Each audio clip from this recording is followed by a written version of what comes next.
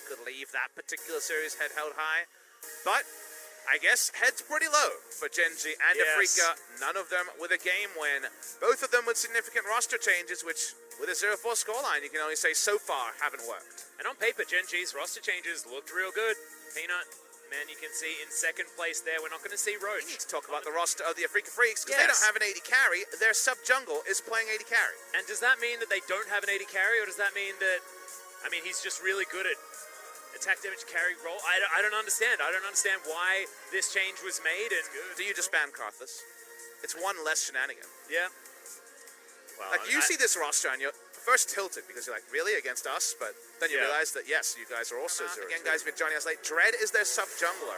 And is playing as, okay, we got a Vayne. Vayne's just locked in, and look at the grin on UCal's face. They're doing it. They're nuke, duck, and fly. That still doesn't explain Dread in the lineup, though, Atlas. We're still learning here. That's only the first roar from jungler. And here we go. We get a Camille. Camille jungle coming out. All right, this is interesting. And maybe this is just Spirit plays only tank junglers, Dread only plays the aggressive junglers, and it seems like Dread will be starting jungle for this game. But where does everybody else go? I mean, is it Morgana in the is UCal going to lane against Galio? And look, you can just farm things out, everything's fine, but let's hear from the fans, see whether they think it's going to work.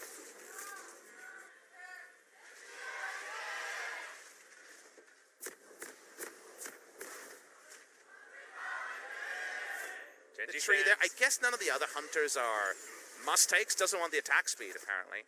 Yeah, that's going to take the on the precision. Let's go for the Bloodlines, which is buffed on 9.2, but not buffed on this patch. Rather than just do their own thing is a difficulty. Here's the Hextech Ultimatum in the mid lane. QV just taking so much damage. See you later, mate. It's going to be Spirit picking up that first kill, and Afrika Freaks starting to make this comp look like it works. QV thinks about the fact that it's a short lane and goes the risky approach. He uses his Z, instantly interrupted by Dread. It's unfortunate, and you can see Spirit, the classic grin on his face that I feel never leaves, even if they lose the game. Again, one of these awesome bot laners, a mage, but he'll just flash ult, put down the black shield, and hope the rest of the team will carry. That's all he has to do on the Morgana, and it's uninteractive laning phase, so it's a much stronger laning phase than Vlad, who, as we know, can heavily struggle in the 2v2. So, more members coming to outnumber, so it'll get a charge as UCal. Speaking about numbering, we've got a Rakan making his way up as well. It's now Fly. Under half health, has to hero's entrance, but isn't even going to get as far as the next brush. And Shelly does get a charge, but that was real weird. On both sides, Proud ulted. I don't know why. This is what Bang did on the Morgana. You just push, push, push, and hope that the team can carry you. Well, there's the knock-up onto Fly, taking a lot of damage here, has been ignited, as in goes Dread, looking for him once again. Hero's entrance not available, as that was a really weird use of the hook shot. There are some unforced errors coming in from both sides, but Fly is going to escape. That was the quintessential whoopsie is bot lane. Speaking of whoopsies, Spirit finds himself under the turret, but may have actually found Ruler here as there it is. Soul Shackles is going to get the stun, and now Life with the ultimate has to be really careful. Yep, binding lands. Can he get this stopwatch? He's going to give it over to Spirit Blackness to get back under the turret. Now UCal wants to kill Ruler. No ultimate available, no flash. Does have the heal, but does he's going for the turret dive. He's going for the turret dive here. He'll try it back, and he'll probably get away with it. That was actually really smart. Yeah, that was really, really Ruler. They don't pull off the dive. Dive Morgana at your peril. Yep, and that showed exactly why Soul Shackles is pretty damn good as an anti-dive tool, especially when... Morgana. There was the Morgana meta of Season 1, where everyone hated Morgana because she did things like this, where, well, now you can't keep diving. Ruler can't even heal Life because he's too far away, no summoner used. It's all about if you hit the binding here, it's 4 points in it, so it's already a big nuke. They get the kill, Ruler tries, he doesn't heal. He actually doesn't respect that the Luden's proc will kill the Alistair. That was an unlikely way for the Noble Cow to go down, and Nofe and Co. are having a ball of a time. That's the best reaction we've had so far. So, fairly honest Vayne in this game. That's a good point. Who's flanking who? May potentially be out of position here. Does have the Shroud down, flashes, and only barely survives. And now Afrika Freaks in a 1 versus 5 scenario. Life going down very, very low as Dread. He's been ignited. Keen picks up that first kill though as Ruler. He's dancing around the fight, but condemned into the wall. And Keen picks up his second, and now he's dancing after fight. Proud's in there. Yukel's gonna help, and that's the triple. Can he get the quadra already? It's the final hour, most definitely, for Gen.G, but two slink away. The final hour's the pentakill. That was what we were expecting there. The moment that don't really have the recipe for this, so Master Chef will be required. Find a way to kill Vayne. That could be big as Shroud. Yep, Paranoia is going to come in as the Shroud is down, of course. Like you say, the Fear is going to arm there as Yukel uses the flash very late. Sorry, the ultimate, and is able to get the one back. Teleport comes in and Spirit says, what, you did all my job for me. You ran, it rains, it pours, and another day Peanut gets that kill. He does not get it there. Some nice prestige dancing from Prestige Akali. Confident of Freaka Freaks. They will need to turn off this one. They will, as Spirit misses the binding. And Dread is very, very low. Proud, a little bit disconnected here from his team as Keen finds himself 1 versus 3, but nobody else is coming in. Hero's entrance finally comes down, but Ruler dashes forward just so that he can get hit by the Baron. Spirit should be dead here, okay.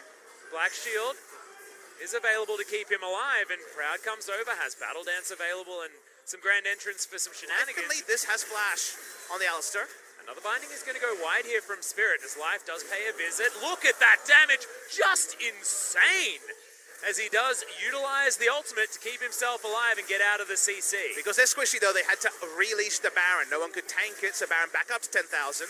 Yeah, Spirit makes his way over here as Fly looking to get in there next. He's the one to face check as Yukel comes on over to try and deter him. Just the moment, Atlas. He's going to come in. Paranoia down for Peanut. Actually looking to jump onto the Akali, but that might be the wrong target as Keen has already picked up a double and is chasing after Ruler. Wants to find any target that he can shoot at, and eventually it's going to be the Baron.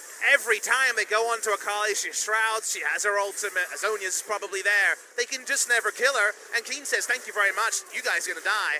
We're onto the Baron again. Does QV have Smite? The answer is no. Yeah, Void Seeker's in, but there's no Killer Instinct as Yukel goes into his Shroud. Now QV getting chased. They actually kept the Baron leashed. Yes, they did. Down to 5,000.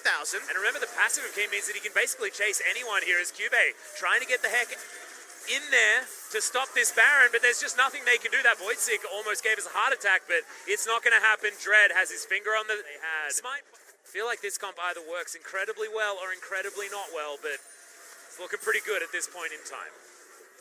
Can Gen.G do anything to change their fate? You know that I have been saying no for the last 10 minutes or so, and that was even when Gen.G had a gold lead. The gold is still a line ball. It's 3,000 gold, which is like nothing. Pretty small, but there's a Vayne and there's a Kai'Sa, and the Vayne is really tricky to kill. And also incredibly far ahead at this point. Multi-kills every single fight. 100% of what this team can do. Get behind Keen has been a strategy that the Freaka Freaks have been flirting with for a very, very long time. All of Fly's abilities just seem so sad in this game. Yeah, I know. Walking up with a W so and the Black Shield goes down and he's like, well, that's a pretty good ability against Taunt. He is very dapper. He is. Debonair, if you will. But I think a Freaka Freaks should deserve so much credit. You know that if you lose this game, you'll never forget it. Nope. And if you win, it's the same story as Hextech Ultimatum onto the Gargoyle Stoneplate Urgot. True damage doesn't care about that. The flash in from Keen is ridiculous. Yukel is going to be able to pick up one of them. May die underneath this turret, but no. Goes into stasis, and that is all she wrote, Papa. You said it might be a pentakill, but no. It's getting shared this time, as this is a full team effort, as the Nexus is taken down at 32 minutes. And Freaka Freaks had a gold lead for about 3 of those minutes. And could there be any bigger a delta than how you feel as a Freaka Freaks right now and how Gen.G and their coaching staff will feel? Nothing went right for either of these teams in week 1, and then a Freaka, Mad Scientist hat on, Spirit as bot lane carry Morgana. Keen gets fed, Keen gets going, Keen wins the game, and a lot of people on Gen.G are just like, my abilities just don't do anything. Paranoia couldn't be used for any relevant dives. The top lane dive wasn't pulled off as the timing was off between Fly and Peanut. You lose to an off-meta comp like this when you don't have a single game win, and you just have to feel down in the dumps if you're Gen.G. And also, you look at the comp that Gen.G had, and it's not like they were playing old League of Legends or anything like this.